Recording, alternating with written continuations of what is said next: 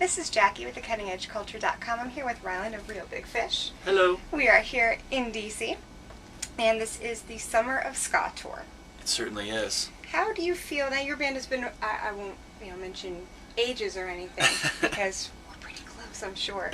But how do you feel ska has kind of evolved since your band got started way back when? Well, it's kind of weird because ska music, it's they call the punk ska thing the third wave, and it kind of ended there. I mean, there's people have been kind of going back to the ska reggae thing, lately. You had people like Lily Allen or like even Amy Winehouse, and even some of the smaller bands. There was a band from the UK called the Dead 60s that were kind of bringing back the sort of like the Clash sort of attitude, but more set to ska music. So it seems it hasn't really morphed into anything new, I feel like, yet. But it seems like people are kind of reverting back to the feel good two-tone ska and traditional ska and reggae kind of vibe. So it's it seems like people are reverting back to its origins, which is very cool and really exciting because that's some of our favorite types of ska. Very cool. Your album, Candy Coated Fury. Yes. When can fans expect that?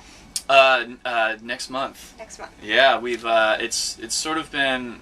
It only took a month to record, but it was sort of a 3 or 4 year process because Aaron, our singer, he's the the musical mastermind behind the band. So it's kind of all the ideas sort of sit in his brain, kind of like a stew, and they just kind of churn and they're stirred for a good until he feels like they're kind of ready to present to the band. And then once we get into sort of a rehearsal space, and into the studio, we kind of all realize what the tunes become. So yeah, it comes out next month, and we're all really excited about it. The sound of this new record, we're kind of hearkening back to the sort of more reckless abandon that the band had with like Turn the Radio Off, where we definitely take what we do very seriously, and we want we're always trying to get better at our instruments, but we almost in a way made a conscious choice to we didn't want to try and make everything perfect. We just wanted to go into the studio and record things. We didn't want to do a million different takes. We just wanted to try and capture a moment in time and just have a lot of energy. So it's a lot of fun. Even playing on it, it's fun to listen back to it. I know it's kind of like faux pas, and it's for a band to listen to like their own record, but I actually liked it. I would like to hope that more bands like their own music, considering they have to play it so often. Exactly. So you're saying that while you didn't try to make it perfect, so no auto tune. Auto tune. Yeah, auto tune, all that stuff. Well, I mean, we definitely, it's like records are made on, Pro Tools these days, and so there's little things that you can't help but employ the use of certain tools that bands didn't have years ago, because it just makes things so much easier. So the way that we use computers and Pro Tools to make records nowadays is, if we have like a great take, it's a lot of energy, it feels really good, but there just happens to be like a mess up where you're like, oh man, I don't want to have to redo that again. You can able to. It's like, all right, well, let's move that. We'll fix that one little spot. So that's usually how we use those tools, and sprinkle a little fairy dust here and there. But yeah, for the most part, like I said, we just try and capture the moment and just go with it. And if there's like little mistakes, we just let them go and because hopefully, because if you make everything perfect, it's just going to sound sterile, and there's not going to be any edge to it, and people aren't looking for a perfect performance anyway. People want to hear,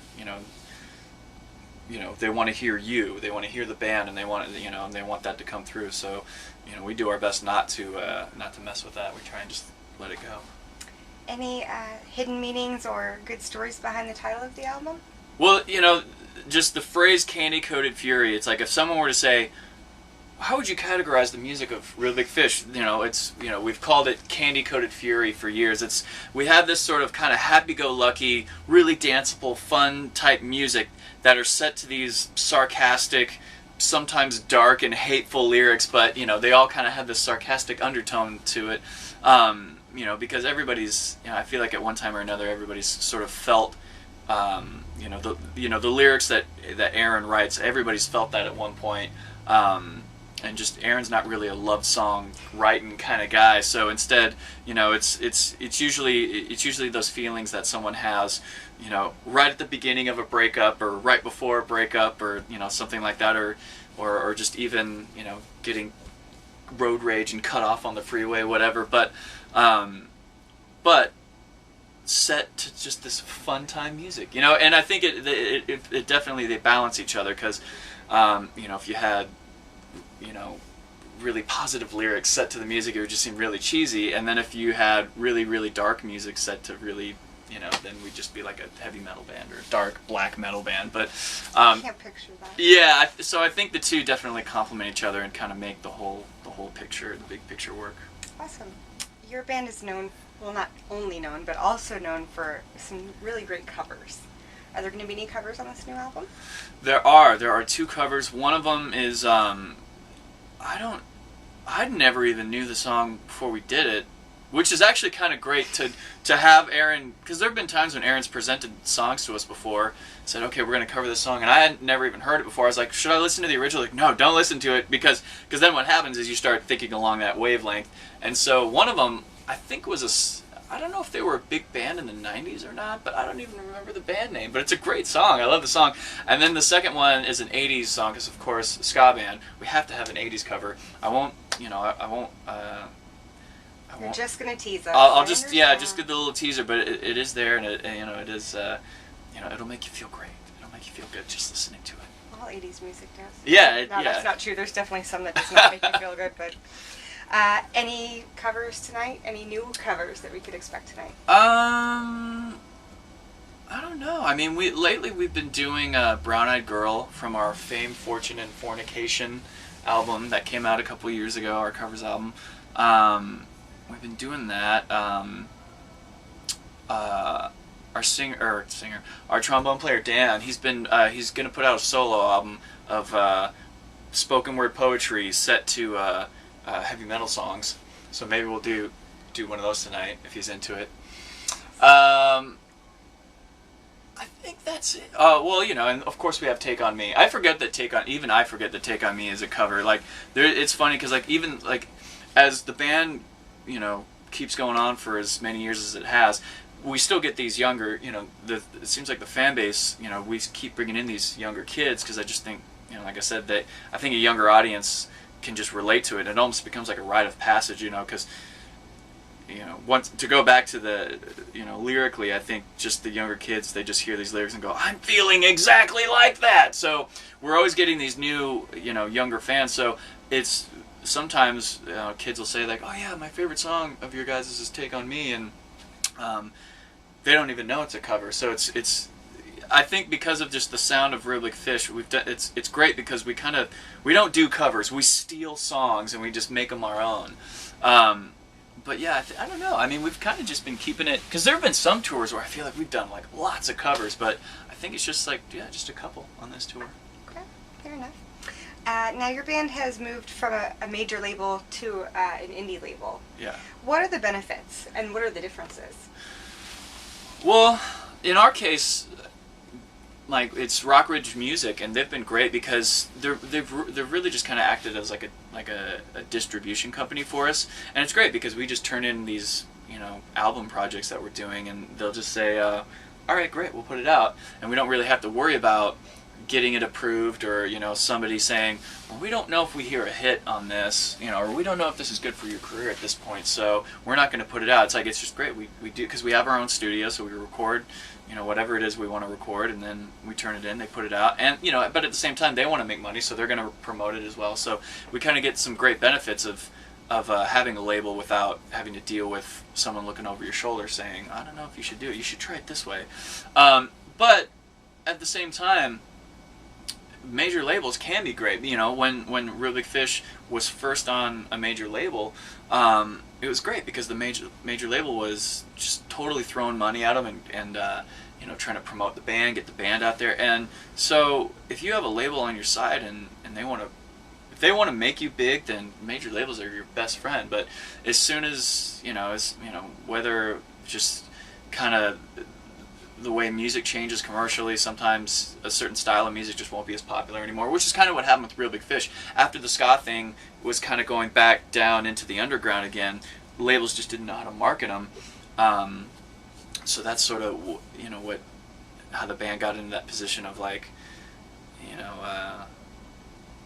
of just wanting to be an independent band, because I think Real Big Fish, we've got to experience best of both worlds. The label helped propel the band to a status where we're able to tour the world and play to like 1,000 people a night, and it's great. So we have this devoted, just wonderful, devoted, loyal fan base. But now we kind of don't need a major label anymore. Like, we have our fan base, we put our records out, and luckily we don't necessarily need the huge giant machine behind us the whole time. So it's worked out great for us. Very cool. Kind of going back to the kind of label idea. Some acts re-release albums in vinyl form. Is that something you guys have ever considered doing? Well, since we've been with Rockridge, we've been trying to do vinyl runs of all the projects we've done.